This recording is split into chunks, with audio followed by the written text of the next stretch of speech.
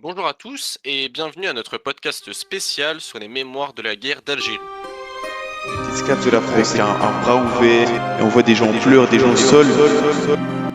Je suis Ali, votre hôte, et aujourd'hui, nous plongeons dans une période clé de l'histoire qui a laissé des cicatrices profondes dans le tissu social et politique, tant en Algérie qu'en France. La guerre d'Algérie, qui s'est déroulée de 1954 à 1962, a été un conflit sanglant, marqué par des luttes pour l'indépendance, des enjeux coloniaux et des bouleversements sociopolitiques majeurs. Ce conflit trouve ses racines dans près d'un siècle de domination coloniale française en Algérie, caractérisée par l'exploitation des ressources, la suppression des identités culturelles et la marginalisation des populations algériennes. L'émergence du mouvement nationaliste algérien dans les années 1940 et 1950, mené par le Front de Libération Nationale, qu'on nommera par la suite donc dans ce podcast le FLN, a marqué le début d'une lutte acharnée pour l'indépendance, avec des répercussions dévastatrices pour les populations des deux côtés de la Méditerranée. Aujourd'hui, nous avons l'honneur d'accueillir Ariles Majoub, un témoin direct de cette période. Ariles est le fils d'un membre donc du FLN, du Front de Libération Nationale, ce mouvement de résistance qui a lutté pour l'indépendance de l'Algérie. Son histoire personnelle offre un éclairage unique sur les événements et dilemmes moraux qui ont caractérisé cette époque. Je vous laisse à présent vous présenter Ariles. En effet, merci de m'introduire Ali. Je m'appelle Ariles Majoub. Je suis né à Alger le 5 septembre 1938 et je suis un enfant d'un membre actif du FLN. J'ai grandi dans un milieu assez pauvre et révolté par l'injustice de l'ordre colonial. On exigeait beaucoup l'indépendance nationale et la restauration d'un État algérien souverain.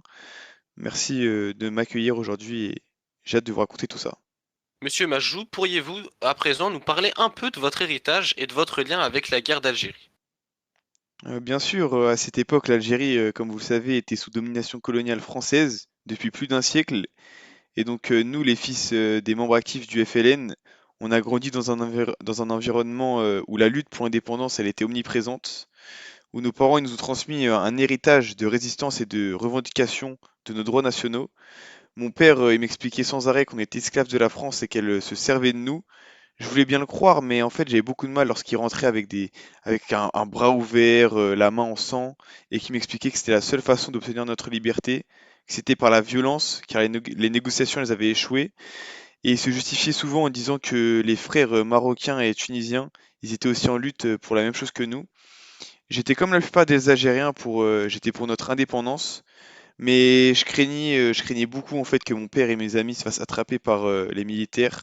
Je pleurais beaucoup là-dessus et je priais presque tous les soirs pour qu'on leur tombe jamais dessus, parce que j'entendais tellement, mais tellement de rumeurs horribles à cette époque. Je me rappelle, la première que j'ai entendue, c'était celle sur la prison, où en fait les gardes ils disaient aux détenus de faire une corvée de bois. Ils demandaient aux détenus d'aller prendre des brindilles, puis ils leur tiraient dans le dos, ils les terminaient dans le dos. Je voyais des grands frères révoltés de certains de mes amis disparaître et leur mère pleurer pendant des mois et des mois. Petit à petit, j'ai commencé à détester l'armée française et à comprendre mon père.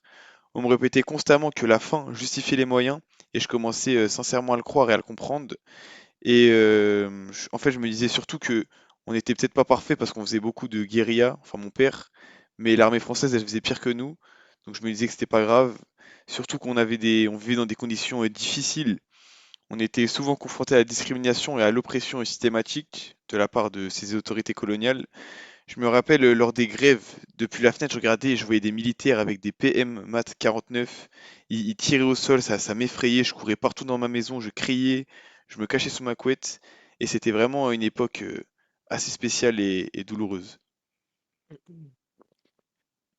Pouvez-vous donc partager avec nos auditeurs certains de vos souvenirs, donc les plus marquants de cette époque?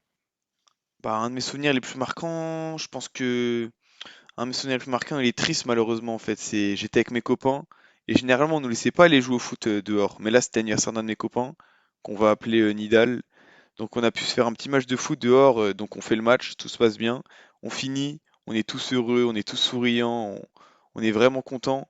Au moment de rentrer, bah ce qui se passe c'est que en fait donc moi on rentrait tous petit à petit et j'habitais juste après la maison Nidal. C'est-à-dire qu'il restait plus que nous deux. C'est-à-dire qu'on rentre, il est là, il est content, je vois qu'il chante, il court, il explique qu'il est meilleur que Pelé, il est vraiment heureux.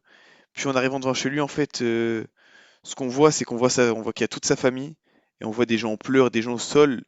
Donc à ce moment-là, j'ai vu son sourire s'effacer, et je l'ai vu se rapprocher de chez lui avec peur. Et j'ai pas osé lui dire au revoir ou lui parler.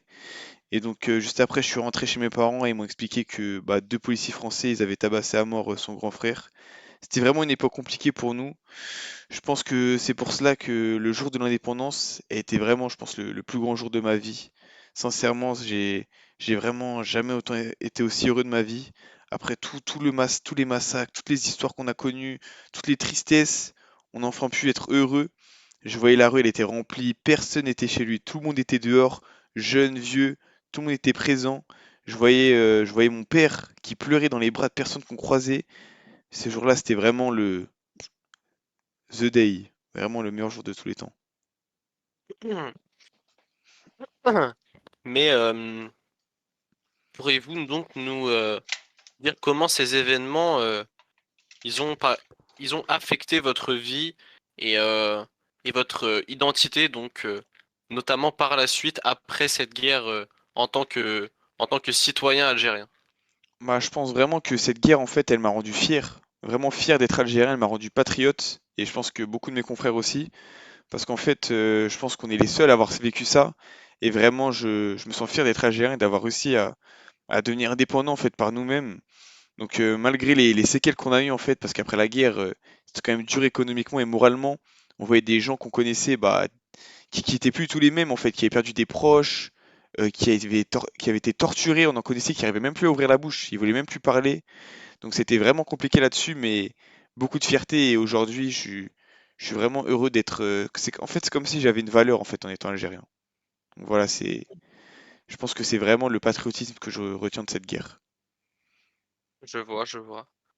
Et pouvez-vous donc nous parler peut-être un petit peu du contexte social, culturel ou même encore politique, donc de l'Algérie de cette époque?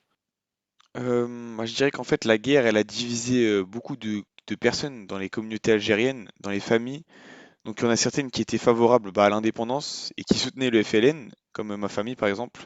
Mais on avait d'autres qui étaient plus dubitatifs, on va dire, qui se disaient que ah là là, ça peut être compliqué en fait si la France nous aide plus et qu'on peut se retrouver dans le mal. Donc ça a créé quelques divisions et tensions au sein des villages dont le mien. Culturellement, je pense que bah, cette guerre, elle a montré un peu certains talents qui ont pu se montrer, certains artistes qui ont voulu apporter leur pierre à l'édifice en montrant leur avis favorable à l'indépendance. Donc il y a eu des écrivains, des artistes, ils ont joué un rôle important dans cette lutte. Et je pense que politiquement, bah, j'étais assez jeune, j'ai vraiment pas beaucoup de souvenirs. Mais ce que je me souviens, c'est que mon père, donc le FLN, il menait des guérillas assez fortes. En fait, c'était assez violent. Et je pense que ça a beaucoup marqué les gens.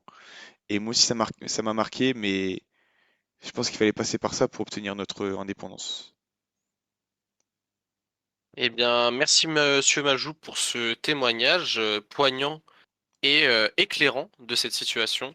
Nous espérons donc que cette conversation aidera nos auditeurs à mieux comprendre cette guerre d'Algérie et ses conséquences durables.